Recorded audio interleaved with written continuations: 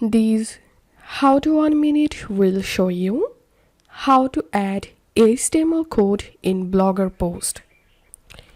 You can easily add HTML codes to your blog post and just follow these simple steps.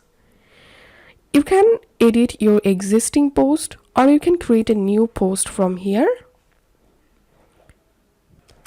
Once you are in your post editor, as you can see, here is no option to write HTML code.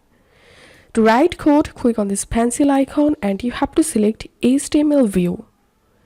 And that's it. Then you will be able to easily write or add HTML codes. Click on publish, confirm. And this is how we can do it. If you find this video helpful, don't forget to subscribe How to 1 Minute. See you in the next video.